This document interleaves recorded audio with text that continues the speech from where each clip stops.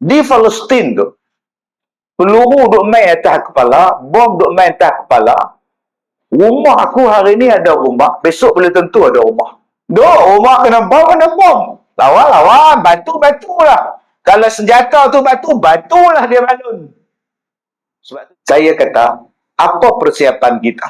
Yang itu di Palestin. Mereka pun mati, kita pun akan mati. Banyak video-video orang yang mati syahid, muka tersenyum, wajah tersenyum.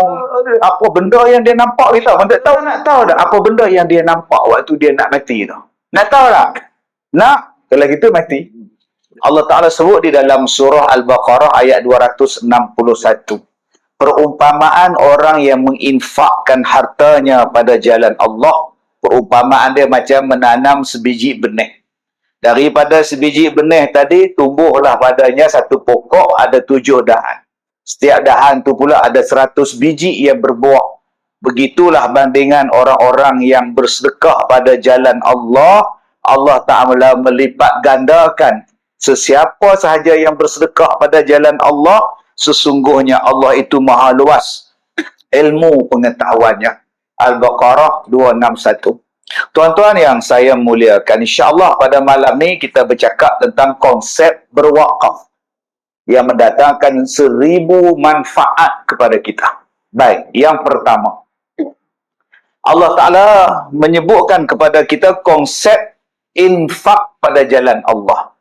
Dalam surah Al-Baqarah, tuan-tuan boleh lihat berapa banyak ayat berkenaan dengan infak. Allah Ta'ala kata tentang alladzina yunfiquna amwalahum fi sabilillah thumma la yutbi'una ma anfaqu manna wa la adha lahum ajruhum 'inda rabbihim wa la khaufun 'alaihim wa la hum yahzanun, kata Allah. Siapa yang bersedekah pada jalan Allah semata-mata kerana Allah, tak diungkitnya, tak menyakitkan hati bila dia bersedekah, dia berwakaf, dia berinfak, Allah Ta'ala bagikan kepada dia perasaan. Jangan takut lagi dah. La khaufun alaihim. Tidak ada lagi perasaan takut. Walahum yahzanun. Bimbang pun tak ada. Sebab apa? Sebab Allah Ta'ala berikan kekuatan kepada dia. Ganjaran yang sangat besar dengan sebab dia berinfak pada jalan Allah. Di mana ganjaran dia? Saya nak sebut yang pertama sekali ganjaran dia dalam dunia dulu. Dalam dunia ni Allah Ta'ala balas. Saya selalu sebut bagaimana nak jadi orang kaya. Bagaimana supaya Allah Ta'ala pelihara kita. Bagaimana supaya kita ini diberikan kerahmatan oleh Allah Subhanahu Wa Ta'ala. Perkara ini boleh dilihat dalam peristiwa Nabi Muhammad sallallahu alaihi wasallam mula-mula sampai ke Madinah. Sampai di Madinah dengan Abu Bakar naik unta Nabi apa semua ni, di atas tu Nabi cakap pada orang-orang yang sambut Rasulullah atas unta dia Nabi. Nabi berkata kepada orang yang sama yang sambut dia ramai-ramai ni. Ada 4 benda yang Nabi sebut. Nabi kata apa? Afshus salam. Sebarkan salam. Wa it'amut ta'am, dan beri makan kepada orang. Wasilul arham, sambung silaturahim. Wasallu bil lail wan nasu niyamun, dan semayanglah pada waktu malam, waktu orang lain sedang tidur, engkau solat, maka masuklah kamu dalam syurga dengan sejahtera. Ada 4 perkara yang Nabi SAW sebut. Pertama, sebarkan salam. Jangan putus silaturahim. Jangan sombong, jangan tak tegur siapa. Rupanya bila kita ni banyak kawan, bila kita ni banyak geng, bila kita ni banyaknya sahabat, dengan sebab kita ni menyambung silaturahim, Allah Ta'ala jaga kita. Nombor 1. Sebab penyakit kita sekarang hari ni ialah nak bagi salam pun tengok orang. Orang kenal bagi salam. Saya kenal Tuan Imam bagi salam. Kalau tak kenal, obat lahum tak bagi. Ini penyakit kita. Nak bagi salam pun tengok orang. Yang kedua, nak bagi salam tengok geng ke tidak. Kalau belah sana tak payah. Nyemak je kata dia. Menyemak kata dia.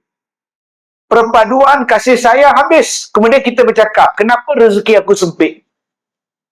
Kenapa aku hidup susah? Jawapannya sebab kamu tidak menyambung silaturahim.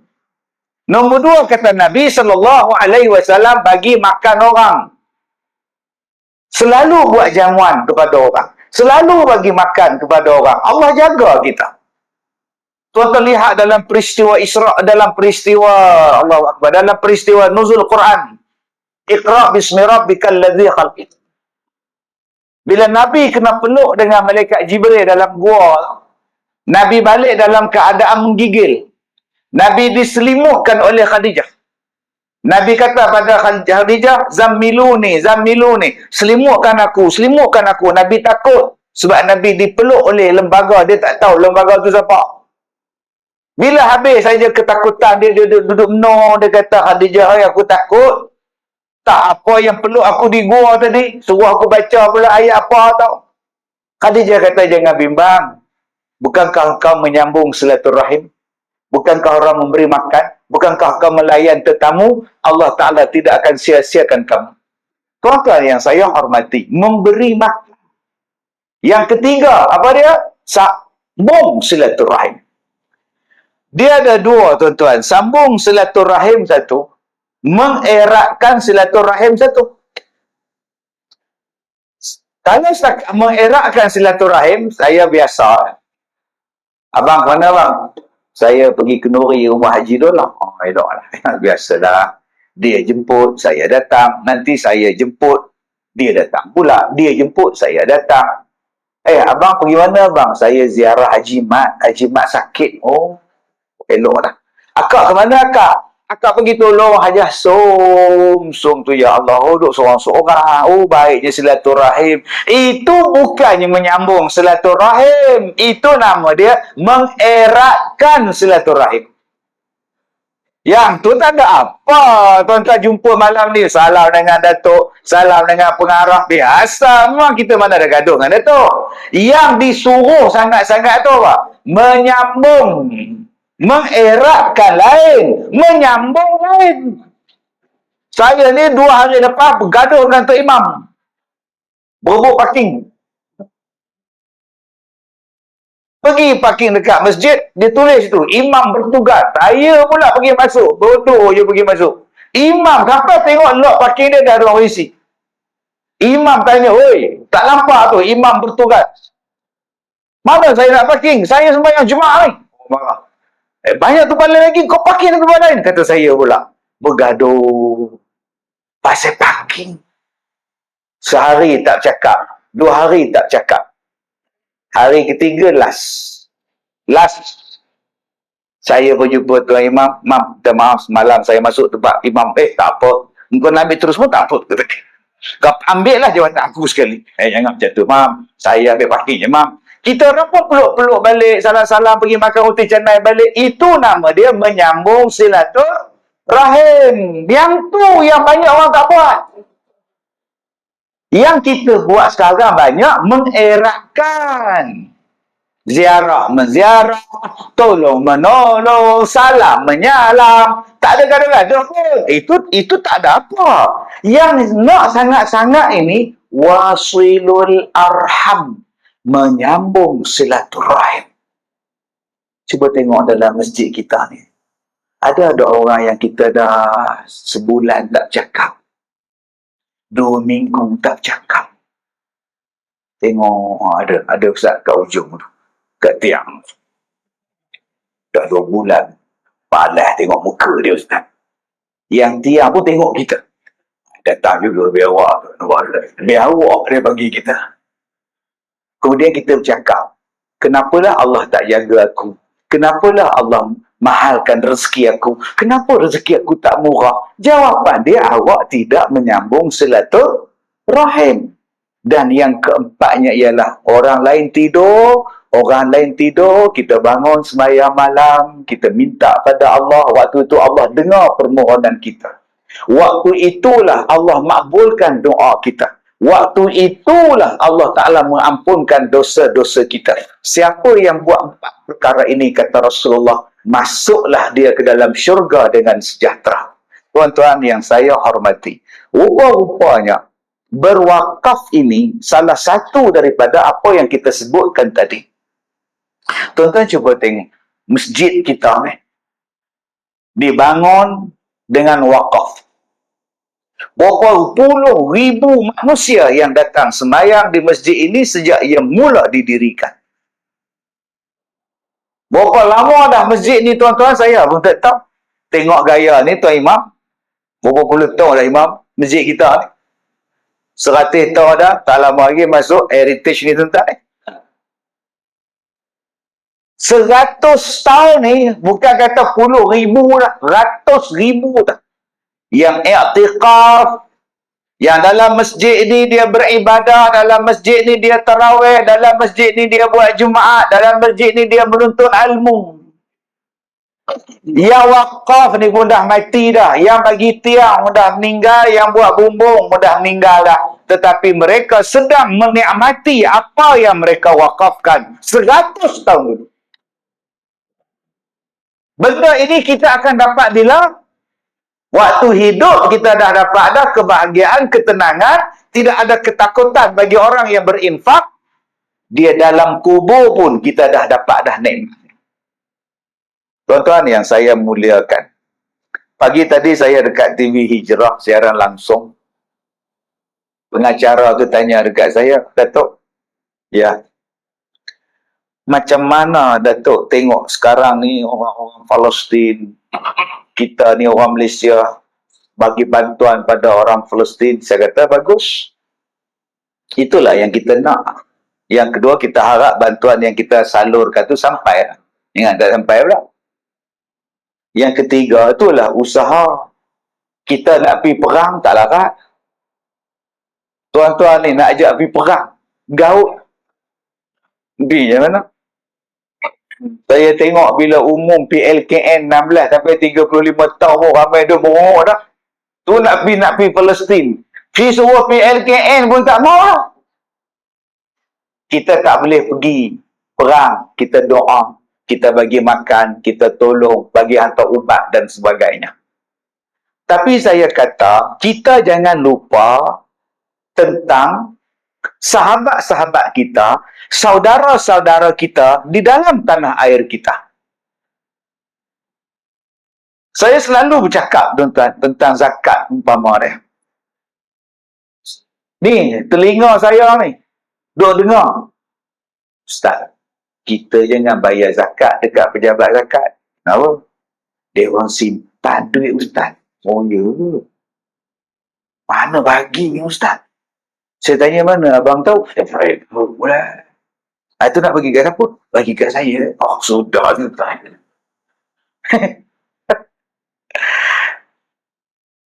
Tuan-tuan, zakat yang tuan-tuan bagi itu, insya-Allah sampai pada asnaf dia.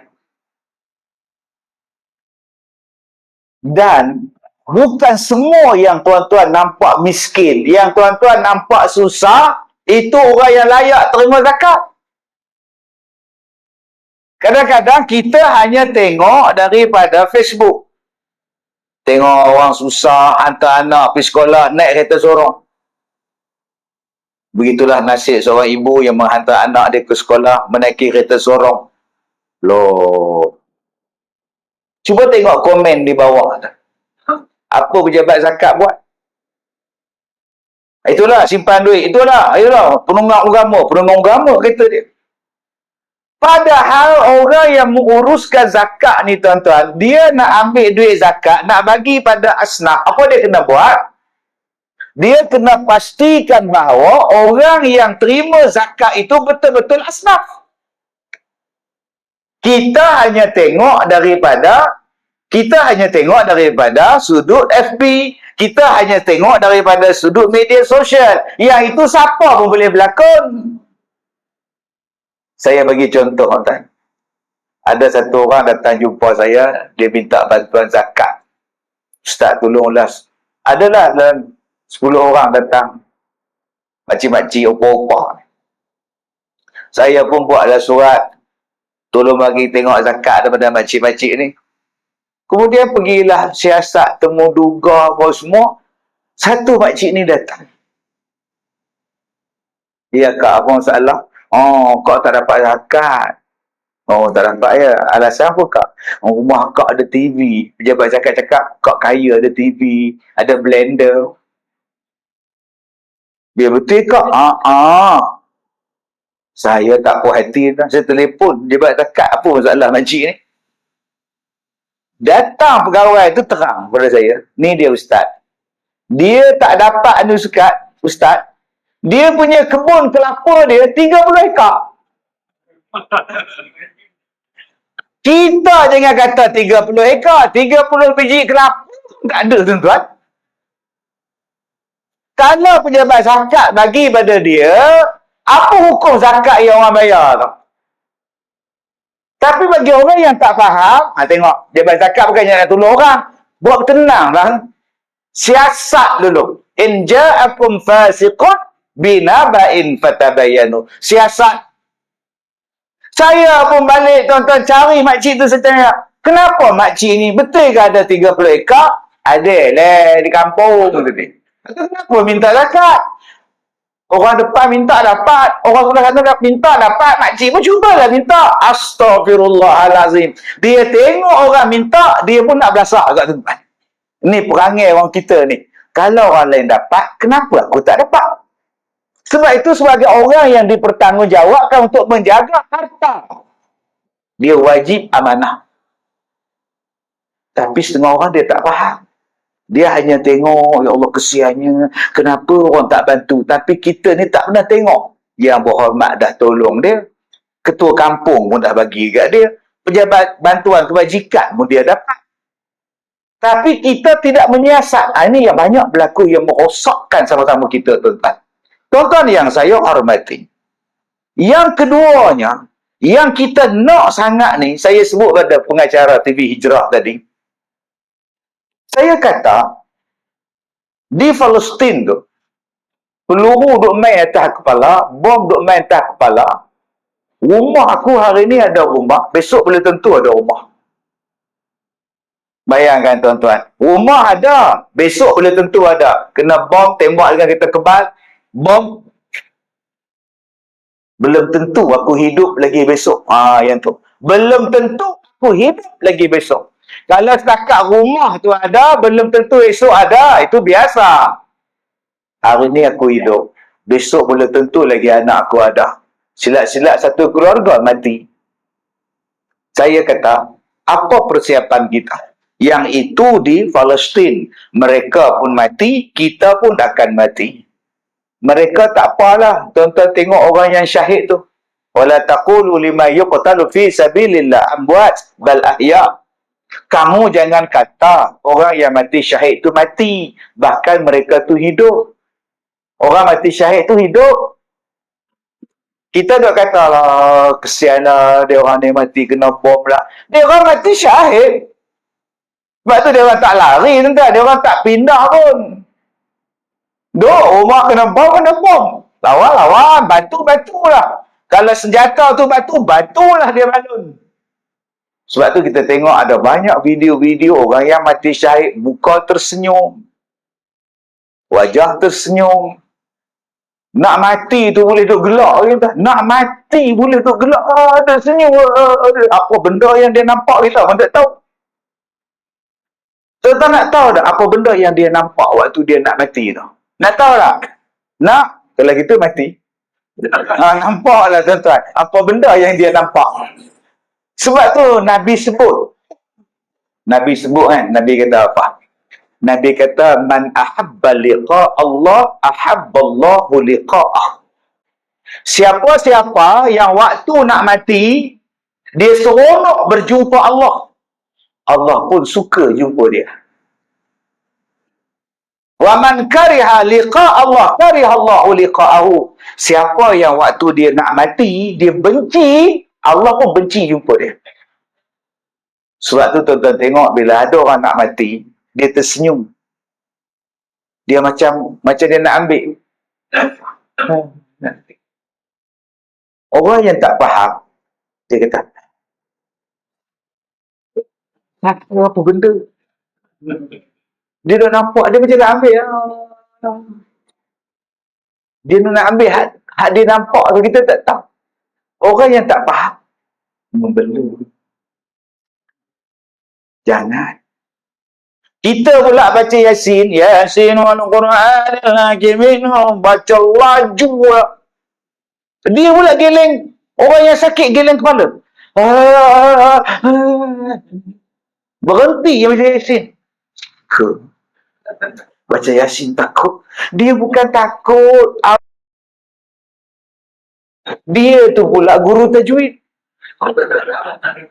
Tajwid lintah pukang. Macam mana dia tak geleng kepala? Yang kita ni tak faham pula. Astaghfirullahaladzim. Baca Yasin pun geleng kepala. Mana jadi kau ni? Buat tenang Abang Haji. Abang Haji tu baca tak betul. Sebab itu tuan-tuan, memadailah bila dia nazak, dia sakit teruk, seorang dia baca Yasin. Yang paling betul, yang paling bagus bacaan dia, engkau baca. Tak payahlah ramai-ramai. Seorang berhenti, seorang sambung, seorang sambung. Yang ni berhenti tengah jalan, yang ni sambung. Tak mana satu aku nak dengar ni. Seorang cukup.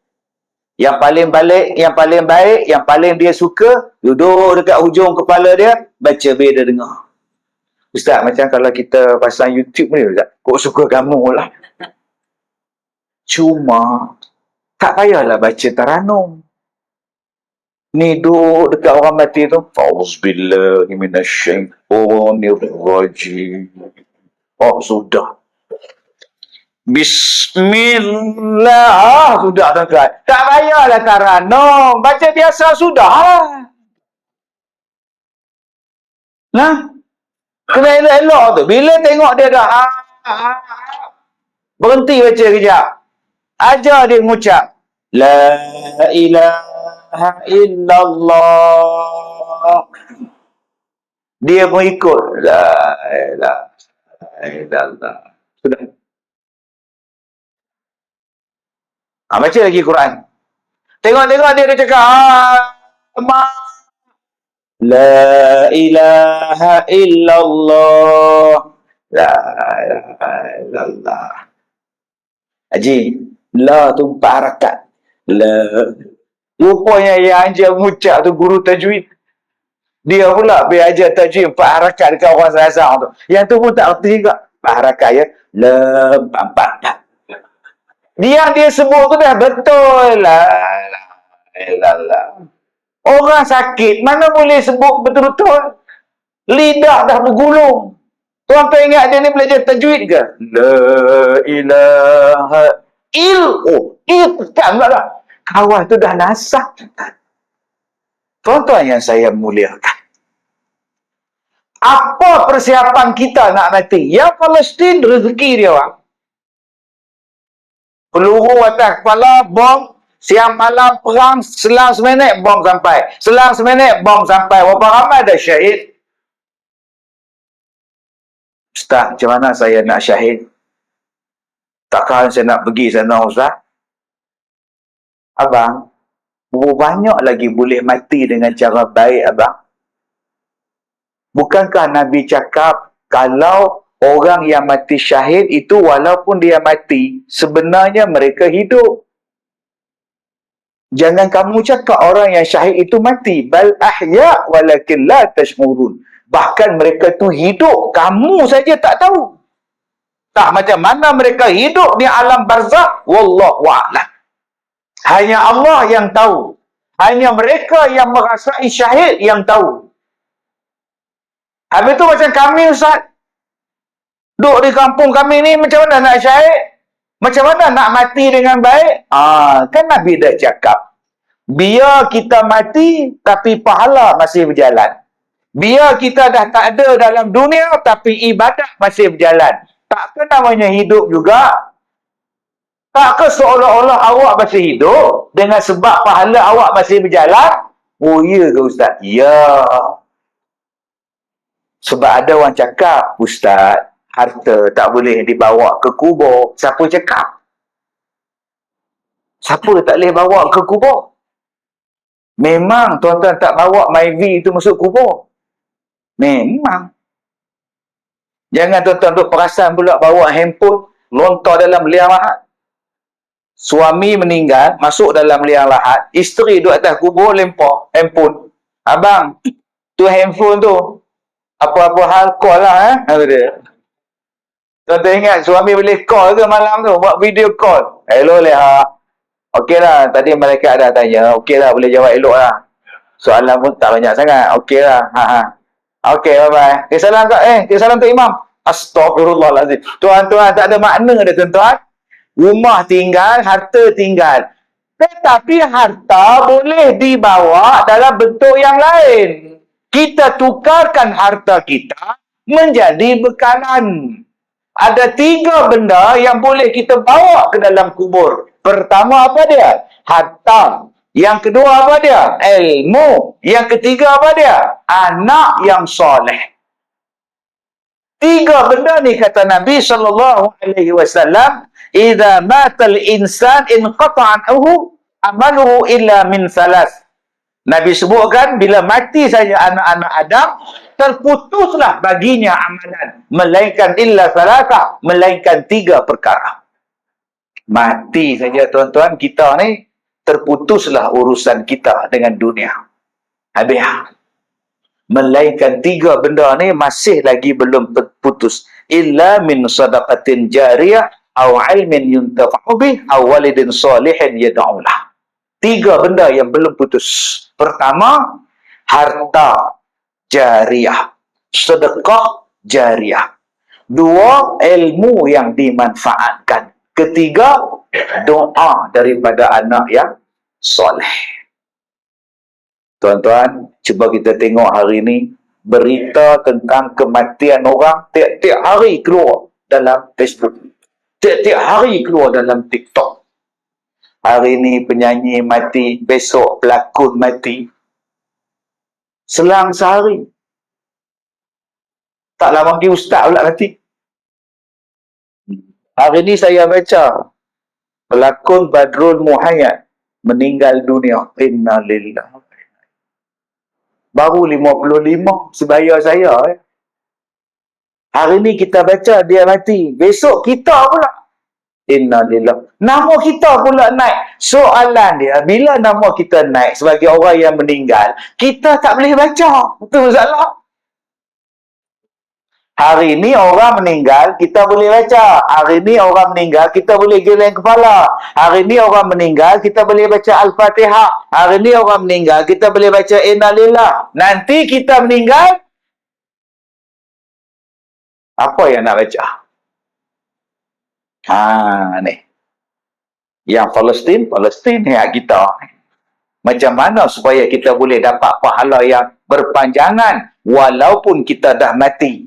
Macam orang yang mati syahid, walaupun mereka mati, pahala macam hidup, amalan mereka jalan lagi. Kita pun nak macam itu, walaupun bukan sebagai syahid, tetapi sebagai amalan yang tidak putus-putus. 3 benda kata Nabi. Pertama, sedekah jariyah.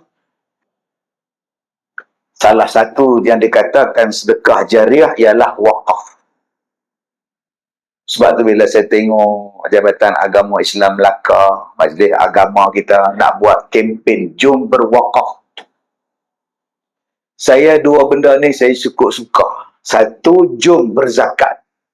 2, berwakaf. Saya akan terima apa ceramah, sibuk macam mana pun tuan-tuan, sibuk macam mana pun saya, kalau orang ajak saya untuk berwakaf, derma, berzakat, saya cancel tempat lain. Ada satu negeri tak bagi saya ceramah. Tak boleh. Ada tauliah pun tak boleh ceramah. Tak apa, tak ada masalah apa. Kalau tak boleh ceramah pun tak apa, saya duduk di rumah. Boleh main dengan isteri. Boleh main dengan cucu. Tak pun main lato-lato. Oh, masalah.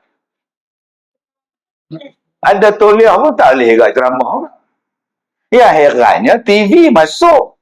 Orang perdana ehwal Islam masuk. Ceramah tak boleh. Saya jadi pening dalam dunia sekarang. Tuan-tuan jadi saya pening tak tuan-tuan? Tuan-tuan tengok tadi ada mereka duduk baca saya punya biodata tu. Fellow sana, ahli sini, semua ada. Ceramah tak boleh pula. Inilah kepelikan dalam dunia sekarang tuan ni. Jadi ahli sana, jadi ahli majlis sini, jadi lembaga sini, jadi ahli majlis, semua saya ada. Tapi tak laku juga, saya pelik kan. Satu negeri dia kata, Ustaz, sekolah kami ni, nak buat mahat tahfiz, asrama untuk mahat tahfiz. Jadi kami nak jemput Ustaz, kita nak buat ceramah di padang sekolah.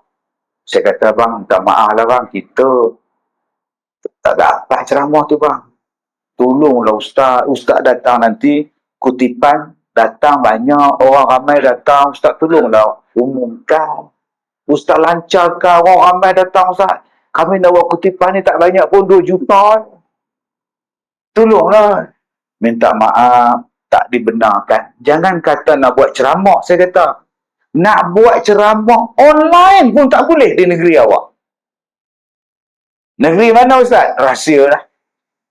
Nah, ni dah lama lah, 2-3 tahun lah. Nak buat ceramah online, saya di Ipoh, yang jemput saya ceramah tu di negeri dia secara online. Tak boleh. Dahsyat gila tuan-tuan. Tolonglah Datuk, kami merayu ni. I beg you Datuk. Saya kata hari ni hari Sabtu pun ada beg. Dia kata, beg plastik tak ada. No bag, no bagi-bagi tak ada. No. Tolonglah Datuk, kami harap ni, kutipan ni. Saya pun balik rumah. Menung, kesian pula aku tengok sekolah ni nak kutip derma. Tapi aku tak boleh buat ceramah. Macam mana? Saya cakap pada PA saya. Kau telefon balik dia. Bagi tahu Datuk setuju datang. Tapi ceramah tak ada. Saya buat konsert. Saya pergi ceramah tuan-tuan, saya buat konsert. Suruh tipu. Saya menyanyi. Yang tu boleh. Jadi makcik-makcik ni penuh padang tengok. Bila masa Ustaz ni nak ceramah ni? Memang tak ada ceramah lah. Di matamu. Gitu memang. La ilaha illallah. Saat lagu nasyid, saat lagu rock, saat lagu Ustaz. Yang ceramah Syekh Abu Zaki. Syekh Abu Zaki tengok saya ni. Biar betul Ustaz ni. Kenapa yang saya turun juga? Walaupun tak ceramah menyanyi ya. Sebab waham. Saya pun nak saham. Bayangkan nanti dengan usaha saya mengajar orang berwakaf. Tiap mahat tahfiz, ada asrama, budak-budak ni hafiz Quran, mereka hafal Quran, mereka jadi ulama, mereka jadi mufti, mereka jadi orang-orang yang alim, sekurang-kurang jadi imam. Berapa banyak pahala yang kita dapat. Saya tak mau rugi peluang. Tak boleh ceramah pun tak apa. Saya datang duduk atas pentah, saya selawat je. Jom ibu-ibu kita selawat. Salatu. Jadilah. Jom tuan-tuan kita derma. Jadilah. Sebab apa? Sebab yang pentingnya wakaf. Sebab tu saya seronok saya buat program zakat dengan Pusat Pungutan Zakat Wilayah Persekutuan. Zakat dan berwakaf. Masya Allah tuan-tuan. Saya pergi ke Labuan 3 hari. Saya tak tahu berapa puluh ribu orang yang datang dengar ceramah saya di stadium. Kutipan zakat. Saya nak yang tu tuan-tuan. Saya nak yang tu. Saya nak supaya dalam kubur saya nanti luas. Dalam kubur saya nanti bercahaya. Saya nak rindu tuan-tuan. Bercahaya kerana apa? Kerana ada orang yang datang sembahyang duduk dalam masjid yang aku wakafkan. Nanti ada orang yang mengaji di tempat yang aku wakaf buat tahfiz. Aku mati nanti lapang kubur aku. Sebab tu tuan-tuan, ada beberapa perkara yang kita mati tapi pahala masih berjalan. Apa dia? Yang pertama dia, mushaf yang kita tinggalkan. Mushaf tu apa Ustaz? Tu, mushaf Al-Quran tu. Tu, mushaf Al-Quran. Tuan-tuan letak di situ, malam tak ada kuliah, ada jemaah yang baca Quran. Bismillahirrahmanirrahim. Sementara nak tunggu isyak, Sadaqallahul Azim. Masuk isyak, Allahu Akbar, Allahu Akbar. Besok subuh, 5.30 dia datang. Allahu Akbar, baca Bismillahirrahmanirrahim. Habis. Azan, dia simpan balik. Yang wakaf Quran tu, pahala dia berpanjangan. Bayangkan tuan-tuan, wakaf kepada pelajar-pelajar tahfiz. Waktu saya hafal Quran dulu di Mahat Tahfiz, seingat saya, Al-Quran yang saya habis selama 3 tahun hafal Quran, tak kurang daripada 10 naskah Quran yang saya punya seorang. Seingat saya. Daripada Quran yang besar, sampailah Quran A4, sampailah Quran Pocket. Tak kurang daripada 10 Quran yang saya baca. Kenapa 10, Ustaz? Tiap-tiap hari buka, tuan-tuan, sampai net koyak. Bila terkoyak, letak, ambil alih pula, baca pula. Duk kelek 24 jam. Tidur dengan Quran, tanah dia tak bawa Quran. Semayang sunat, sebelah tu letak Quran. Habis-habis, ambil balik Quran. Tuan-tuan wakaf kepada budak-budak tahfiz Al-Quran, dapat pahala. Hari ini kita menghantar Al-Quran berjuta kedua negara. Di Kemboja dapat, di negara China dapat Al-Quran yang kita wakaf. Alhamdulillah. Yang kedua, apa yang pahala yang kita dapat? Sungai yang kita aliri. Parit yang kita alirkan. Tuan-tuan buat longkang depan rumah tu, mengelakkan banjir. Pahala tuan-tuan berpanjangan. Masalah dalam taman kita, masalah dalam kampung kita ialah longkang tak ada. Bila hujan, datang banjir kilat. Datang Tok Pengulu, datang YB, datang JKR, bincang. Tuan Haji, kami dah buat kajian, masalah banjir di taman kita ni longkang tak sempurna. Kalau Tuan Haji boleh bagi sikit dalam 4 kaki, 3 kaki buat longkang, supaya air boleh mengalir ke sungai, besar nikmat yang kami dapat, Tuan Haji. Ada. Ini tanah saya, ini rumah saya, apa yang korang sibuk, bla bla bla bla bla. Sayangnya tuan-tuan.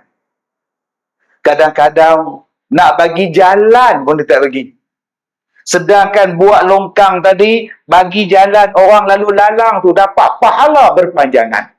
Yang ketiga, apa dia yang pahala berpanjangan? Pahala berpanjangan ialah kau benakan satu pondok wakaf untuk orang menunggu.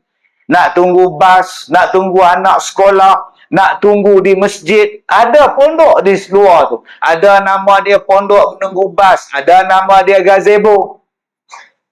Dia bagi dekat masjid, satu gazebo letak di sini. Supaya orang perempuan yang uzur, tak boleh nak semayang, tunggu suami dia semayang, dia boleh lepak dekat gazebo wakaf. Supaya isteri dia semayang, suami dia dah habis semayang, suami pula tunggu anak-anak di situ. Dalam hujan, dalam panas, orang tumpang berteduh, dia dapat pahala yang berpanjangan. Yang kelima, apa dia pahala yang berpanjangan? Pokok yang dia tanam. Sekarang kita tanam pokok durian, sekarang kita tanam dusun. Umur kita pun dah 70, mana sempat nak makan? 73 jalan, Allah panggil. Tapi pokok masih hidup, masih berbuah, anak cucu merasa pahala dia masih berjalan. Lagi yang keenam, masjid yang dia buat, surau yang dia wakafkan, masih lagi berpahala tuan-tuan. Lagi apa benda yang dia buat? Rumah tumpangan untuk fi sabilillah. Orang yang belajar tahfiz, orang yang belajar agama, orang yang menghadap masalah, dia sediakan sebuah rumah. Tak di sini. Duduk engkau di sini. Pahala masih dapat. Ustaz, ada ke Ustaz orang yang memerlukan macam itu? Apa tak adanya kat SOM? Saya dah buat daripada tahun 2007 kat SOM, 2006 kat NAP. Apa yang Ustaz buat? Sebab itu tuan-tuan, kita ni kadang-kadang kita tak pernah jumpa dengan jabatan agama, tak pernah panggil majlis agama, mai bagi taklimat. Apa yang orang-orang di jabatan agama jumpa? Yang datang mengadu. Cuba tanya YB. YB tu. Saya yang tak jadi YB ni pun tuan-tuan. Oh. Ustaz Kazim ada. Ustaz Kazim ada. Ustaz Kazim akan ada pada hari Sabtu dan Ahad ni dia ada. Isnin tak ada. Isnin dia pergi Langkawi. Tuan-tuan, bila saya ada di sekolah saya Sabtu dan Ahad, besok saya ada. Orang dah buat temu janji dengan saya sampai petang. Pagi, 9 pagi, 8 pagi besok, Saya dah layan 17 bas. Besok datang ziarah saya, 17 bas. 17 buah bas. Bukan bas saja yang datang, dengan orang datang sekali. Kalau bas saja datang, itu nama dia bengkel mengecat. Dengan orang-orang sekali. 17 buah bas dari seluruh Malaysia, termasuk Melaka besok. Hari Ahad, 18 buah bas. Jadi buat apa lagi saya ceramah? Tak apalah kalau orang tak bagi saya ceramah. Orang datang tempat saya. Lepas habis saya layan 17 esok, berapa pula orang yang temu janji. Apa yang dia nak? Macam-macam benda dia nak kan. Ustaz, saya mualaf. Okey. Saya kena halau dengan keluarga saya. Jadi saya nak satu, kalau boleh Ustaz bagi saya rumah untuk saya duduk. Ustaz, saya Islam. Ini anak-anak saya mau masuk Islam. Tapi isteri saya belum Islam. Keluarga isteri saya mau ambil anak-anak saya. Jadi macam mana saya nak selamatkan anak-anak saya? Yang tu, mu'alaf pula. Ya, hak gila. Gila. Gila, balik bayar. Gila, balik bayar. Macam mana, Ustaz? Ustaz, tolong Ustaz. Kenapa kak? Suami saya gila, duk. No. Dia ada kisahwan ke apa? Tak ada sawan, Ustaz. Dia bawa balik lelaki, bawa balik jantan, suruh tidur kat saya. Betul? Dia nak tengok, Ustaz. Itu betul gila balik bayar. Dia bawa balik laki-laki, jumpa mana-mana laki-laki, suruh tidur dengan isteri dia nak tengok. Gila ke apa? Dia ketagih benda tu. Dia gila. Saya kata, kak, sekali kita report polis, sekali kita buat laporan suami akak ni. Petang tu, tuan-tuan. Tuan-tuan ingat tak cerita Bujang Lapuk? Ya, Haji Sattar selamatkan perempuan yang terjun dalam sungai tu. Kan Haji Sattar pun terjun, selamatkan dia, perempuan tu nak bunuh diri. Yang bapak dia jual kat Sarik Dol tu. Bapak dia judi, hutang judi Sarik Dol tu. Bila dia balik ke rumah Cik Norma, kan bapak tiri dia datang. Ajis! Woi, badan besar, nama dia Babjan. Gini datang. Ajis! Macam tu lah suami dia cari saya. Karim! Saya teringat cerita Bujang Lapuk tu kan. Ni saya tak bohong dalam masjid saya cakap tu kan. Orang macam ni pun ada tu Haji. Dia jadi mangsa dera suami dia. Yang ni tuan-tuan, kalau kita buat rumah perlindungan, tuan-tuan bayangkan betapa besarnya wakaf yang tuan-tuan berikan ini. Orang yang didera, orang yang dirogol oleh bapak dia. Bukan seorang tuan-tuan, 3 beradik dirogol oleh satu bapak. Mak mati. Dia bela anak-anak dia. Bila bela tuan-tuan, anak dia, isteri dia pun anak dia. Mampus. Allah, nak selamat macam mana tuan-tuan? Itu belum masuk lagi yang miskin, yang perlukan bantuan, yang perlukan satu rumah, suami halau, isteri halau, anak-anak halau, bank halau. Bank pun halau. Dia ada 5 anak, satu kes. Jadi mak ni prihatin pada anak-anak. Dia kata rumah yang sana mak bagi pada Along. Rumah di sana mak bagi pada Angah. Rumah sana mak bagi pada Alang. Rumah sini mak bagi pada Acik. Rumah ni mak bagi pada Ucung. Rumah yang ni mak tumpang duduk sekejap. Tukar nama. Senang Ustaz, bagi siap-siap. Kalau mati, tak ada budak-budak bergaduh, berebut kata. Mak pun menumpang rumah anak bongsu. Anak bongsu di KL. Tukar nama pada anak bongsu. Satu hari bank datang. Anak dia buat loan, Jaga rumah dia, tak bayar berbulan-bulan-bulan, habislah rumah selai sepinggang. Cik Kasim kena keluarlah rumah Abang Ali ni, dah ada orang nak sewa. Tuan-tuan ingat ada cerita tu. Kasim selamat tuan-tuan. Begini bawa beg keluar tuan. Ustaz, boleh tak bagi rumah dekat kami satu? Rumah makcik di mana? Rumah pakcik di mana? Rumah kami dah bagi pada anak-anak. Anak-anak pula tak bagi kami masuk. Rumah yang kami duduk ni pula anak dah bagi dekat bank. Sebab tu saya nasihat pada abang-abang, pada Kak Leha, Kak Nak, Kak Tipah tertipu. Nah, ada harta, boleh nak bagi siap-siap, boleh. Tapi ada juga harta yang Kak Nak kena simpan untuk Kak Nak. Kerana harta yang ada pada Kak Nak itulah anak-anak balik jenguk di kampung. Kerana ada harta kita di kampung, rumah, dusun, dengan sebab itulah anak-anak balik lagi tengok mak dia. Berapa banyak anak-anak yang tak nak peduli pada mak bapak dia sebab harta mak bapak dah tak ada, dia bagi siap-siap pada anak dia. Mak sakit, lantaklah. Bapak sakit, lantaklah. Kalau aku balik pun, rumah tu kan aku punya, adik aku punya. Rumah tu nak roboh pun nak tak repair, tuan-tuan. Bukan aku punya. Ini anak zaman sekarang. Sebab itu salah satu benda nak dapat harta wakaf supaya berpanjangan pahalanya, membina perumahan, membina rumah untuk yang saya sebutkan tadi, fi sabilillah.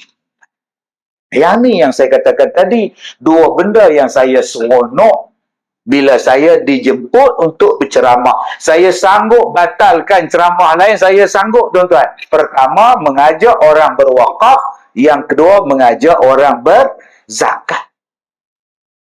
Kenapa Ustaz? Sebab saya merasai nikmat berwakaf.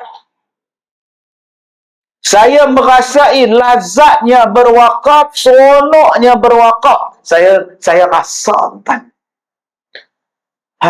Kalaulah tuan-tuan boleh ikut pengalaman saya selama berpuluh-puluh tahun buat kerja-kerja ni tuan-tuan, Allah Maha Kaya Tuhan. Tadi saya duduk dalam bilik imam tu, ketua kampung kata, masih muda lagi ustaz ni. Muda apa, udah bencik. Datang imam nombor 2 pula. Ustaz nampak makin segar lah sekarang ni. Kan? Datang tuan imam pula, bulan lepas jumpa dia makan nasi dia dengan hari family day dia. Saya pula pergi makan, saya jumpa dengan dia pula. Hari ni jumpa lagi. Lain pula Ustaz Kazim. Hari lagi segak nampak tuan. Apa rahsia dia tuan-tuan? Wakaf. Apa rahsia dia tuan-tuan? Buat kerja-kerja yang sekarang kita cakap sekarang ni. Kenapa Ustaz? Doa. Doa yang kita buat tu tuan-tuan, orang doa, yang tu yang kita nak. Sama ada kita ni masih hidup atau kita dah mati, doa ni tuan-tuan. Bila kita wakaf buat masjid, buat surau, buat sekolah, buat rumah orang tua, tanam pokok, buat kebun, alirkan sungai, bagi Quran, doa inilah yang sampai ni tuan-tuan. Allah, ampunkanlah dosa orang yang wakaf ni ya Allah. Sampai. Tuan-tuan tengok ada khutbah Jumaat, dalam khutbah tu imam baca apa? Ya Allah, Kau berikanlah kebaikan, Kau berikanlah kemurahan rezeki, Kau ampunkanlah dosa pada pewakaf dan pembayar-pembayar zakat ya Allah. Di saat hari Jumaat dalam khutbah, tiba-tiba nama tuan-tuan disebut dalam tu. Kita hanya nampak bila khutbah yang kedua, berikanlah taufik dan inayahmu kepada Raja kami, kepada Duli yang Maha Mulia, Paduka Seri Paduka Baginda yang di Peratuan Agung dan Tuan yang terutama kita sebut. Oh, kita doa untuk Agung. Tapi kita lupa ada satu lagi doa yang tu imam sebut. Ya Allah, Kau berikanlah kemurahan rezeki, Kau lapangkanlah kehidupan, Kau ampunkanlah dosa kepada para pewakaf dan pembayar-pembayar zakat. Kenapa kita tak letakkan nama itu salah satunya disebut oleh imam? Akulah yang berwakaf. Itu yang kita cuba letaklah tu. Sebab apa Ustaz? Sebab Nabi kata, siapa-siapa yang bersedekah tidak akan mengurangkan harta. Ma naqasat sadaqah min mal. Tidak berkurang harta sesiapa yang bersedekah. Sungguh, tadi waktu saya di TV Hijrah tadi, duk tunggu siaran saya tu, 5-6 orang pegawai mai jumpa saya. Ustaz sihat Ustaz? Alhamdulillah. Macam mana penyakit Ustaz hari tu? Alhamdulillah. Tinggal kenangannya. Kenangan yang lama. Tinggal kenangannya. Nampak tuan-tuan ni? Kulit saya tinggal kenangan sahaja. Ni. Tinggal kenangan saja. Satu badan ni tuan-tuan, parut-parut. Dulu kulit saya flawless. Sekarang less, perlu hilang. Tak ada flawless lah. Tapi, elok. Berapa lama Ustaz sakit? Setahun. Genap 2 bulan Oktober 21, sihatnya Oktober 22. Sakit teruk Ustaz. Doktor tak dapat kenal pasti apa penyakit saya. Last, dia orang ambil daging dari peha saya. Doktor ambil daging, cek apa penyakit saya. Keluar report, keluar result, tak ada penyakit. Negatif, negatif, negatif, negatif, negatif, negatif, negatif, negatif. Tebal tu surat. Tak ada penyakit. Tak apa. Hanya pada Allah kita mengadu. Berapa ramai yang doa, wallahu'alam. Lah tuan-tuan, saya berubat di Madinah. 3 hari saya duduk di Madinah, berubat di satu tempat. Bila saya berubat tu tuan-tuan, rasa macam benda yang besar, yang berat selama ni duduk dalam badan, hilang tuan-tuan. Keluar, rasa macam sekepui keluar. Macam Allah, tak tahu kalau boleh kata orang salin, duk mengandung orang lama, pop keluar. Lega. Macam tu bandingan dia. Allah. Rupa-rupanya tuan-tuan, Allah nak bagi apa? Allah ganti balik tuan-tuan, ma naqasat sadaqatun min mal. Allah bagi apa pada saya? Saya duduk. Dia orang kata saya kena penyakit katak puru. Kecoh dalam media sosial, dalam televisyen.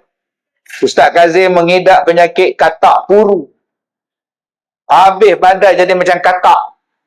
Ya betul kau, katak puru kau cakap. 600 orang pengamal perubatan tradisional beratur untuk berubat saya. Yang sakit seorang 600. Gini baris. 15 pakar ambil kes saya, doktor pakar. Bila saya duduk satu petang tu, duduk di rumah, ceramah tak boleh. Sebab dia jadi luka. Bila saya nak pergi ceramah, nak pergi surau, luka di muka, berdarah.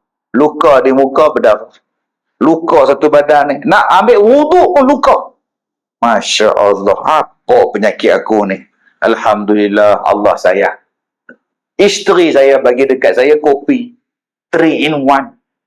Mama, ayah tak boleh minum kopi 3 in 1 ni. Ayah kan kencing manis. Minum je lah. Esok mati tak boleh minum dah. Elok, cepat lagi mati. Bila saya kata kopi, kenapa aku tak berubat dengan pria katak? Katak puru, pria katak. Pria katak, katak puru. Tu yang timbulnya Tuan Haji, yang kopi ala Kazim pada pria katak. Saya kata, kenapa aku tak berubat dengan pria katak? Saya telefon kawan saya, hang buatkan untuk saya kopi campur pria katak untuk kulit saya, untuk kencing manis saya. Rupa-rupanya tuan-tuan, Allah lagi sakit sebab dia nak bagi benda lain. Sekarang gambar saya, daripada Kuala Lumpur tu, Sampai ke Perlis. Terpampang tepi highway. Saya duduk dalam kereta, 2-3 bulan lepas saya bangun, saya tengok tepi jalan. Macam kenal lah pakcik ni, siapa dia? Rupa-rupanya saya, tuan-tuan. InsyaAllah akan sampai ke Melaka, sampai ke Negeri Sembilan ni. Kalaulah saya tak sakit tu, tuan-tuan, Allah tak bagi pun kopi Al-Kazim. Sekarang cuba tengok kulit saya, kencing manis, okey. Allah Ta'ala bagi apa pada saya? Aku dia sakit. Akhirnya ada orang buat filem tentang biografi hidup saya. Mana ada filem tentang biografi ustaz saya seorang dalam Malaysia. Ustaz tu pula boleh hidup gitu, masih hidup lagi orang dah buat biografi tentang Ustaz Kazim. Terbit pula filem Zin Al-Kazim. Bila nak terbit? Coming soon, tuan-tuan. Tak lihat, jangan lupa buat rombongan pergi panggung wayang. Buat telekung sekali. Gini, tengok tuan-tuan. Allah, Masya Allah, tuan-tuan. Sebab itu hidup orang yang kerja dia, buat kerja-kerja wakaf ni, jangan takut. Hang susah tang sini, Allah buka tang sana. Kamu susah di sini, Allah lapangkan di sana. Sabar sekejap. Sebab tu sekarang kalau tuan-tuan berwakaf, hari ini kita dengan Majlis Agama Islam Melaka, Jabatan Agama Islam Melaka, kita wakaf. Nah, 1,000 saya wakaf. Kita pun bagi 1,000. Ambil resip perak.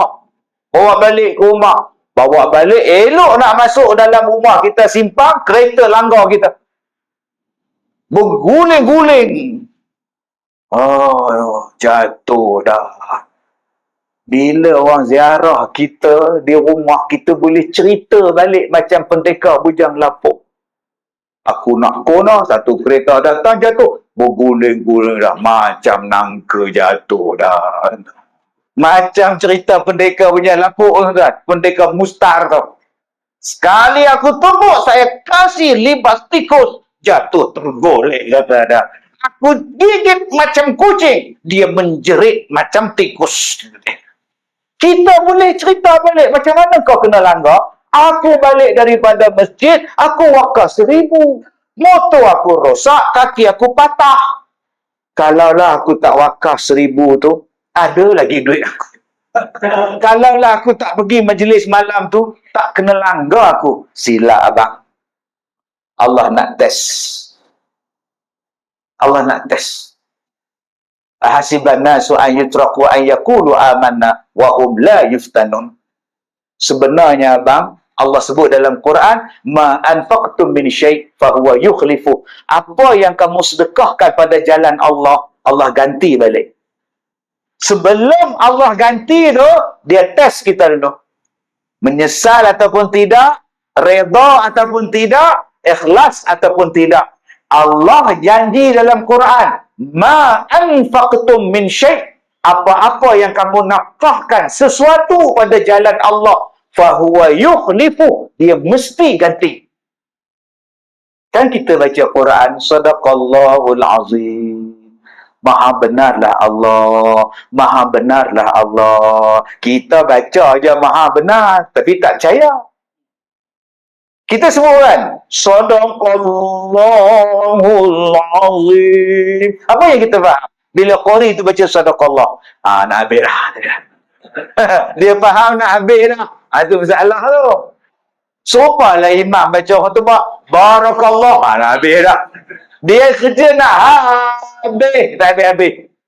Cuba faham makna sadaqallah. Maha benarlah Allah yang maha agung.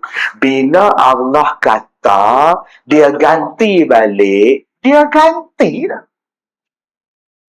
Kalau saya ganti, belum tentu baik. Kalau saya ganti, belum tentu lebih baik. Tapi kalau Allah yang ganti, sangat-sangat baik. Kalau Allah ganti, tuan-tuan, sangat-sangat baik. Sebab tu tuan-tuan jangan kedekut. Saya tak ada duit. Saya bukan ada duit. Tapi saya ada keseronokan hidup. Duit ustaz pergi mana? Yang ustaz tulis buku, yang ustaz keluar dalam televisyen, yang ustaz keluar dalam YouTube, ceramah merata-rata ni, duit ustaz pergi mana? Saya labur. Bukan saham, saya labur dalam sekolah. Saya lahirkan budak tahfiz, saya jaga orang tua, saya buat ni, saya tengah nak buat di Sungai pula ni. Isteri saya kata, abang tak simpan ke untuk kita? Untuk masa depan? Ya, abang simpan untuk masa depan. Tak nampak pun, nombor akaun berapa? Saya kata saya simpan untuk akhirat, bukan dunia. Masa depan kita bukan dunia. Masa depan kita akhirat, Pak Long. Kalau mati hari ni, mana masa depan? Akhirat lah masa depan kita. Simpanan tetap kita akhirat. Salah satunya wakaf.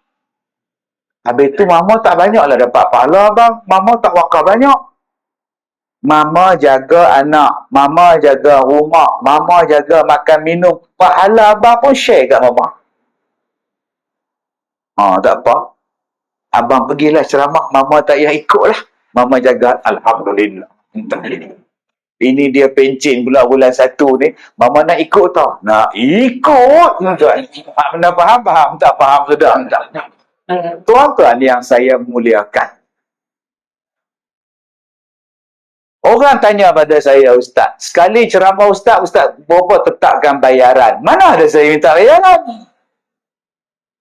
Saya tak letak bayaran, nak bagi-bagi, tak bagi, sudah, apa masalah? Berapa nak bagi? Tak nak saya. Berapa bayaran awak? Saya bukan jenis tu, tuan-tuan. Jemput, saya datang. Tak jemput, saya duduk di rumah, jaga orang tua-tua di sekolah. Kalau orang kasih sagu hati, saya ambil. Kalau tak kasih pun, saya balik. Saya ceramah ni, saya keluar ni, tuan-tuan, daripada hari Rabu, saya keluar. 6 ceramah saya, 7 ceramah saya. Baru 1 ya bayar bayaran. 1 tempat. Daripada 7 tempat, tuan-tuan, 1 ya bayar. Malam ni tak tahu bayar ke tidak, tapi dah sign tu tadi. Dah sign dah tahu tadi, sign dah. Majlis agama laju, dah sign dalam, tuan-tuan. Yang lain-lain sign apa pun tidak jalan, tuan-tuan. Sebab saya tak minta. Bagi tak cukup, tak ada masalah. Kalau jemput lagi, saya tak datang lah. Apa susah. Tapi duit yang orang bagi sagu hati tu, saya laburkan untuk tuan-tuan. Di mana? Sekolah saya. Saya laburkan. Saya kata, aku tak naklah seorang aku je dapat. Ni hak mari ramai-ramai ni. Kak Leha bagi RM1 dalam tabung. Haji Din bagi RM10. Ustaz Usuk bagi RM2. Kak Tipua tertipu bagi RM10. Duit yang tuan-tuan bagi ni, saya ambil tuan-tuan, bagi pada sekolah, pergi buat surau, buat sekolah, buat pondok. Mudah-mudahan orang yang wakaf ni tuan-tuan, walaupun dia tak niat wakaf apa-apa, saya yang buat atas nama dia. Mudah-mudahan dalam kubur dia rasa, aku tak pernah wakaf. Aku tak buat pun sekolah tahfiz. Aku tak buat pun sekolah orang tua-tua pondok. Macam mana aku dapat? Yang ni saya nak. Mudah-mudahan Allah tolong saya. Mudah-mudahan Allah sampaikan hajat tuan-tuan. Sebab tu bila Jabatan Agama buat, saya sokong dah. Berapa banyak masjid nak dibuat, berapa banyak surau nak didirikan, sekolah nak dibuat. Yang ni yang nak tolong kita dalam kubur. Saya duk tunggu yang tu. Duk dalam dunia ni tuan-tuan, macam-macam masalah. Macam-macam masalah. Ada kereta, masalah. Tadi pagi saya parking kereta dekat stesen TV tu. Nak keluar punya lah seksa. Ya Allah, dia orang double parking, double tengah-tengah. Parking tengah tu double kereta. Yang saya nak keluar tak boleh. Orang patah balik. Kereta kita panjang macam van. Saya kata kat pembantu saya, cuba kamu turun, kamu tolak kereta tu. Confirm dia tak tarik handbrake. Tolak kereta pula tuan-tuan, pagi-pagi buta pukul 9, tolak. Tak tutup, tak tarik handbrake, nasib baik kau. Itu ada kereta je, parking masalah. Itu belum orang cium lagi. Orang langgar lagi. Tuan-tuan, Mengajar orang, jaga orang, masalah dah. Oh, masalah. Yang saya ajar tu, dia pegang pisau. Ustaz Kazim. Apa yang pula makcik ni? Ustaz Kazim. Ya, Kak. Kalau Kak tikam Ustaz, Kak tak kena tangkap tau. Ustaz? Dia tunjuk kad dia. Kak ada ini. Saya pun tengok kad dia. Oi. Tak bersuara ni. Saya letak balik tuan-tuan. Kak tanya rambutan. Macam mana boleh terlepas masuk sekolah aku? Saya pun takut tuan-tuan. Saya, ustaz saya, Da'i Ahmad, tengah duk kuliah maghrib, dia masuk ke pintu tu imam, dia bawa barang. Ustaz Ahmad! Lari dengan Ustaz Ahmad, tinggal pentas-pentas, tinggal terus meja kuliah. Oh, dahsyatnya. Panggil anak. Ni, mak mengamuk ni, tolong ambil. Ustaz, kami tak nak ambil. Ustaz hantarlah rumah orang lain. Ustaz hantarlah rumah kebajikan mana kami. Astagfirullah, mak awak ni. Sejak daripada itu, tuan-tuan, tiap-tiap yang nak masuk sekolah saya, kami buat temu duga. Yang mana ada kad agung tu, kami tak mau ambil. Oh, kad besar tu, tuan-tuan tu. Rupa-rupanya, ada anak yang sorokkan status mental mak dia, sebab dia tak nak bela, dia serah pada kami. Itu pun saya ambil, tuan-tuan. Kami serah pada Jabatan Psikologi, minta jumpa doktor. Jadi doktor kata, okey, ini ubat dia, ini ubat dia, ini ubat dia. Kami cakap kat doktor dia ni, bukannya mak saya, bukan kak saya, bukannya saya. You kena pantau lah. You kena jaga dia. You jaga dia. Kena jaga. Anak tak nak ambil, ini tak nak ambil, ini tak nak ambil. Satu hari dia masuk dalam wad di hospital.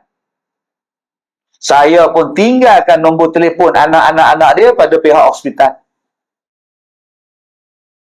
Anak pihak hospital telefon saya. Boleh ambil dah makcik ni. Makcik ni dah boleh keluar. Boleh ambil. Itu bukan. Anak dia dah ada. Waris dia ada.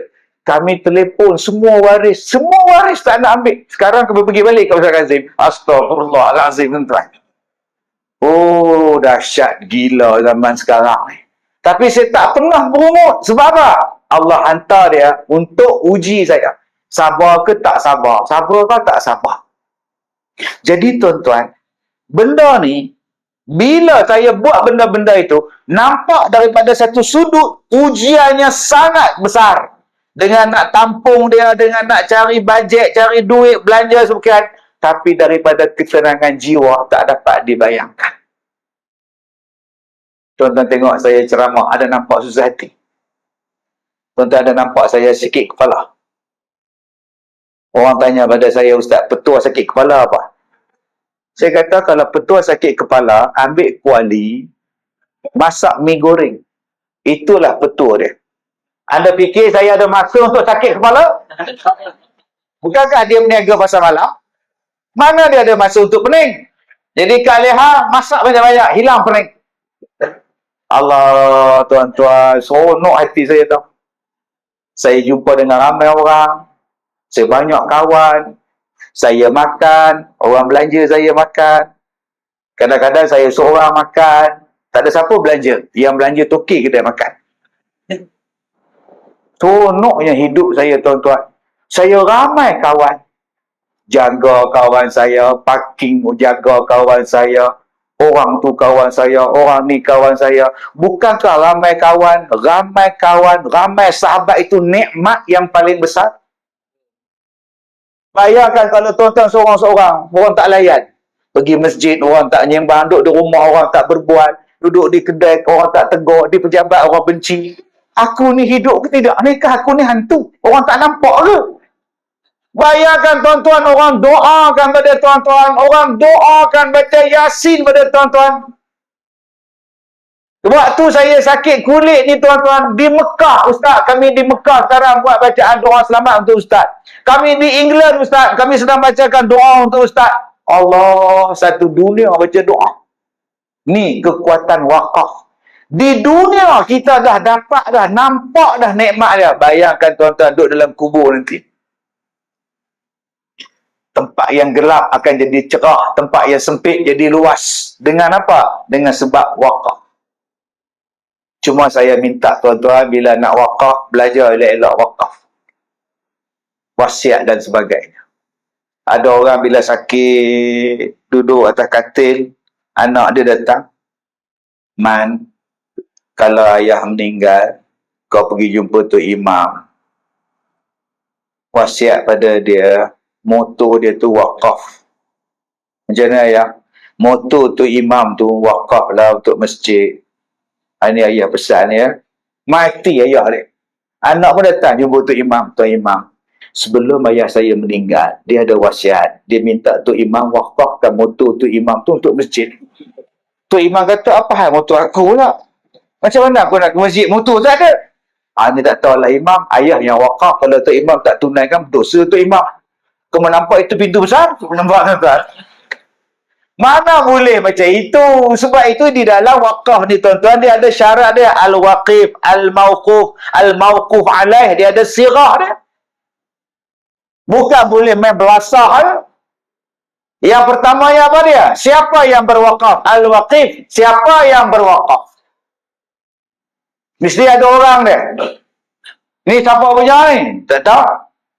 Ni wakaf ni. Oh, mana boleh macam itu? Ada orang yang wakaf. Ustaz, ya. Ini buah kurma, ya. Wakaf lah. Macam mana? Ni kurma, ya. Buah kurma. Ni saya nak wakaf pada masjid. Kata nak buat buah kurma ni. Wakaf lah, bodoh tu Ustaz ni. Buah kurma tu nak wakaf ke jadah apa? Hai, ya Allah. Ini saya bagi sekotak air mineral. Saya wakaf untuk masjid. Nak buat apa? Wakaf lah minum. Minum bukan wakaf apa? Yang wakafnya apa? Telaga tu. Tuan-tuan macam Sayyidina Umar, Sayyidina Abdul Rahman, apa nama Osman. Dia wakaf telaga Ar-Rumah. Orang Yahudi kontrol telaga tu. Cah mahal pula. Mahal pula telaga tu. Dia jual pula pada orang Islam. Sayyidina Osman, dia beli telaga tu pada Yahudi. Dia wakaf pada orang Islam.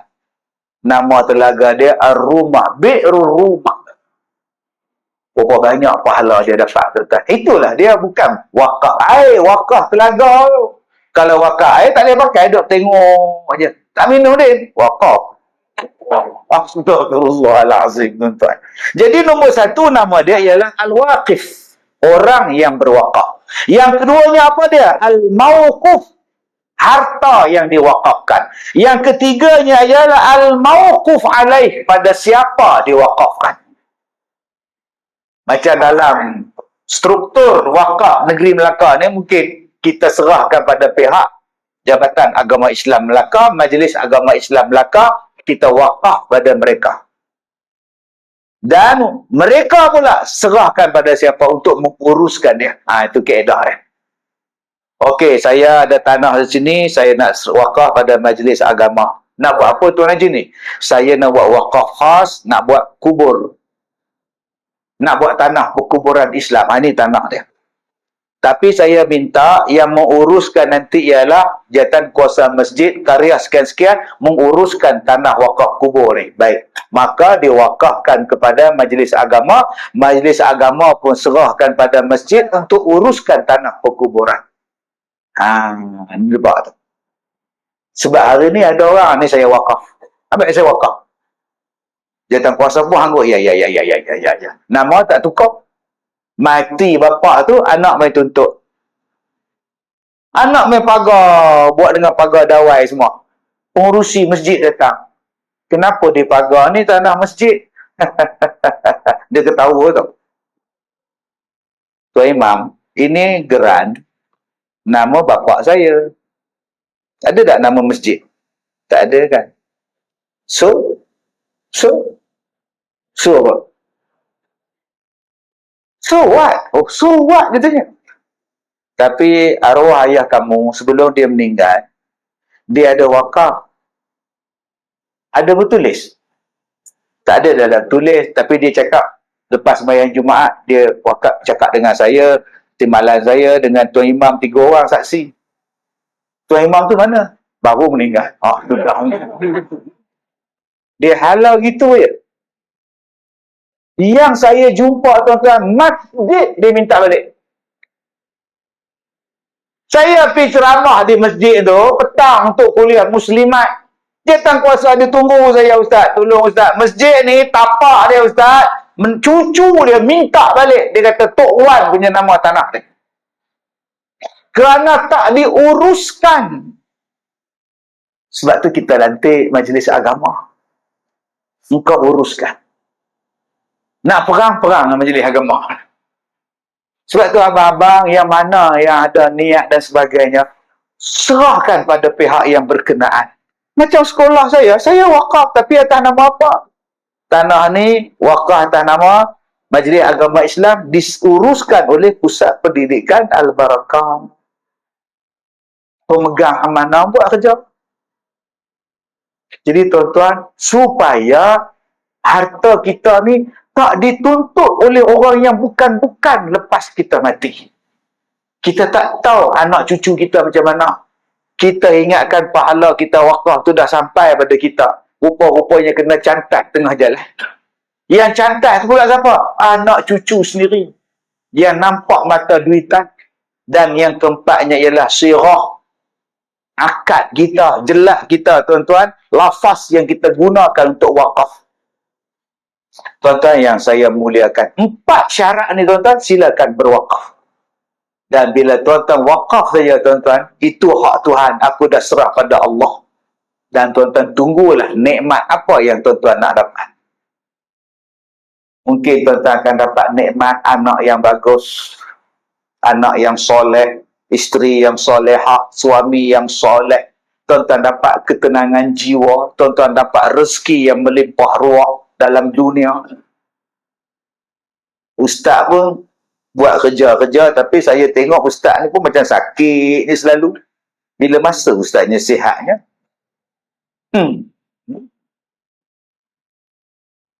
Saya sakit tu, bukan saya suka. Sakit tuan-tuan kata saya suka pula. Ya Allah, nak sakit, itu suka tuan-tuan.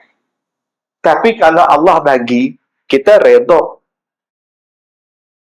Kenapa saya redha? Kerana sakit saya itu kadang-kadang memberi manfaat kepada orang lain. Bila wartawan datang temu ramah saya, Ustaz dah sihat? Ya. Boleh tengok? Boleh. Boleh tengok kaki? Boleh tengok tangan? Boleh. Tengok perut? Semua okey. Di mana Ustaz berubat? Saya berubat di Madinah. Di mana? Dia pun tulis. Keluar dalam surat khabar, portal, online semua. Syarikat travel pun telefon. Di mana Ustaz? Di mana Ustaz? Tuan-tuan, sekarang tempat yang saya berubat di Madinah dah jadi pusat pelancongan sekarang, tuan. Orang datang berbas-bas. Penangan penyakit Ustaz Kazim. Tokebat pun untung, travel pun untung, yang jaga tempat tu pun untung. Daripada orang tak pernah tahu, sekarang dah jadi glamour dah tuan-tuan. Di mana Ustaz? Di Badar, di Madinah. Waktu saya pergi itu tuan-tuan, ada Tok Arab duduk cekong, seorang dia. Tak ada siapa tahu tengah-tengah padang pasir tu. Saya tanya dia, buat apa? Duduk sini, duduk tunggu benda tu. Rumah mana rumah? Tu balik bukit. Banyak rumah atas bukit tu. Banyak. Tok Arab. Dia tanya saya pula, buat apa datang? Dia heran saya datang. Lepas saya buat tu tuan-tuan, 3 hari di Mekah, balik ke Malaysia, sehat. Keluar dalam berita, Ustaz Kazim sehat. Sekarang beribu-ribu orang dah melawat, berbas-bas melancong. Hujung bulan 11 ni insya-Allah saya pergi umrah. Saya nak pergi lagi tempat tu. Saya tak tahu Arab tu kenal saya tak lagi orang tua tuan-tuan. Tak share. Masya Allah, Tuhan bagi rupa dia. Saya masuk TV petang rakaman bulan Ramadan, tausiah dengan TV. Besoknya pula TV lain pula. Masa itu perut saya kembung macam itu. Saya tak boleh berjalan, saya pegang dinding. Lagi 15 minit live. Saya baca doa ni, ya Allah, bismillah, baca doa, bismillah, ya arqi, wallahu yashfik.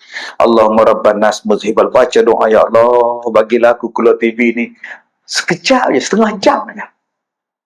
Saya pun duduk di situ, kontrol, elok-elok senyum, padahal masa tu dah aku goyang, kan. Perut saya kembung, saya ambil bantal tutup. Kan duduk atas kursi tu, talk show dengan jurubahara tu, ada bantal dekat sofa tu, ambil bantal, tak dapat kembung. Habis-habis tu masuk wad. Terus masuk wad. Doktor jolok di sini, doktor jolok ke bawah. Nak tengok kenapa perut saya kembung besar. 3 hari dalam bulan Ramadan. Tegang perut saya ni. Apa pula penyakit aku ni? Doktor kata kami dah check x-ray, scan, skop, semua dah tak ada apa-apa. Awak sihat. Ni perut kembung. Nak bergerak susah, jalan susah, tidur susah. Doktor tak tahu kata apa, saya balik. Petang tu saya panggil makcik pondok sekolah saya, guru pondok sekolah saya duduk tengah-tengah, dia orang duduk berkeliling. Okey, Kak Som baca surah ni, Ajah baca ni, Ustazah Hindu baca ayat ni, Kak Ros baca ayat ni, Ustaz Ahmad baca doa ni, saya baca ayat ni.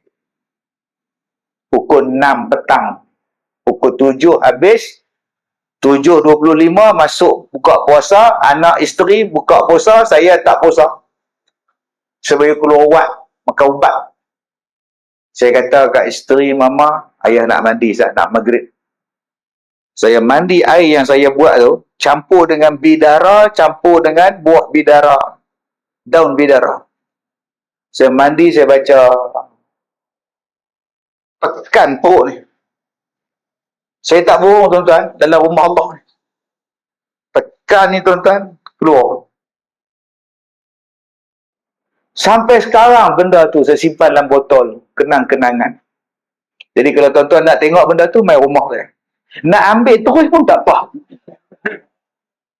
Masya Allah. Apa benda tak? Jarum. Dalam botol ni. Sampai sekarang dah. Lepas tu balik kembung dah nipis. Nipis balik. Alhamdulillah. Rupanya lepas tu saya ajak tuan-tuan. Simpan bidara, ambil buah bidara, ambil daun bidara, baca surah ni sekian-sekian, lumur sekian-sekian, mandilah, ubatlah penyakit dengan bidara. Rupanya Allah bagi sakit. Bila Allah bagi saya kesembuhan, dia suruh saya share dengan orang. Di mana jahatnya penyakit tu? Penyakit tu tak jahat, tuan-tuan. Dia nak bagi benda lain. Mungkin kita sebagai perantara. Mungkin kita sebagai perantara. Sebab tu, bila saya sakit bermula tahun 97, sampailah tuan-tuan boleh tengok cerita saya. Bila saya sakit, berubat macam-macam dengan doktor pakar semua, ada yang sembuh, ada yang Allah tak izin. Sampailah bila saya berubat dengan almarhum satu tuan guru. Meninggal lah. Kalau saya sebut nama dia semua, tuan-tuan kenal. Dia kata, Kazim, ana ni tak upaya lah nak ubat enta ni. Enta pergilah belajar, pergilah berubat diri enta sendiri. Nombor 1, ana minta habiskan 30 juzuk dalam rumah. Baik tuan. Kenapa dia? Dia berubat saya, dia tengah berubat saya tu, bila dia berubat, dia terlentang jatuh. Dia dah tua, dia kata, aku tak boleh nak ubat, hampirlah berubat sendiri. Sejak itu, tuan-tuan, saya balik ke rumah, saya habiskan 30 juzuk, tengok Quran.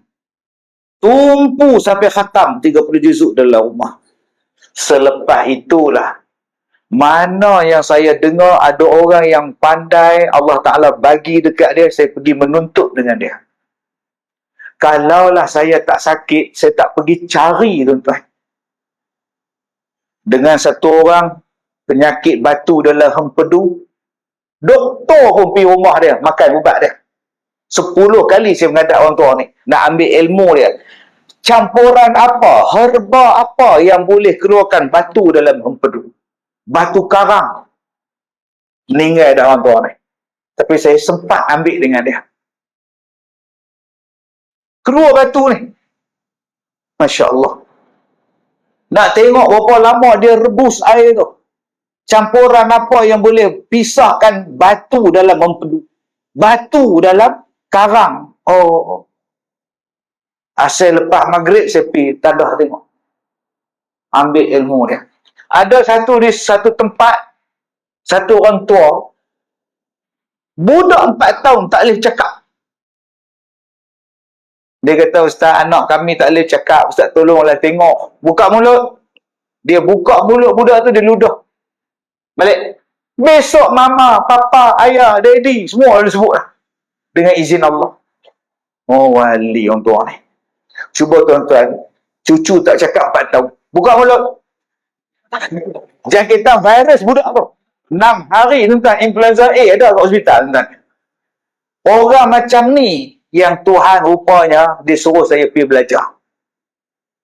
Sebab tu tuan-tuan, ingat, ada benda lain yang Allah nak bagi pada kita. Sabar, tenang, redha. Jangan bila sakit, ni parah ni, parah ni, parah ni. Tenang, tenang. Tuan-tuan ingat tak tu iklan dalam TikTok tu? Ni parah ni, parah ni. Tenang, tenang, tenang. Yang mana faham, tak faham, sudah. Jadi, kalau tuan-tuan nak merasai kelazatan, kenikmatan benda macam itu, nombor 1, berwakaf. Allah uji, lepas tu Allah tolong tuan-tuan. Yang kedua, setiap satu ujian yang Allah bagi pada kita ni, ada benda lain yang Allah nak bagi. Tuan-tuan sabar sekejap, tuan-tuan sabar sekejap, tuan-tuan jadi orang yang baik, semayang rajin-rajin, buat baik rajin-rajin, tuan-tuan tengoklah. Rupa-rupanya ada benda lain yang Allah Ta'ala nak bagi. Itulah rahsia Tuhan nak uji kita. Jadi insya-Allah, kalau malam ni Majlis Agama Islam ada kaunter berwakaf, ada wakaf, tuan-tuan pergilah wakaf.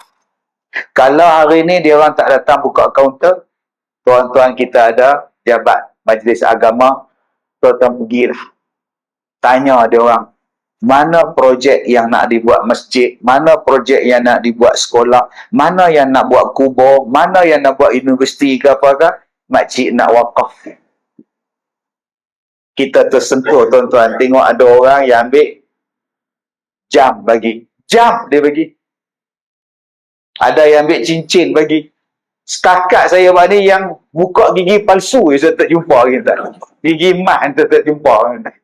Masya Allah. Jadi terima kasih kepada semua. Saya minta maaf jika terkasar bahasa. Wabillahi taufiq wal hidayah. Assalamualaikum warahmatullahi wabarakatuh.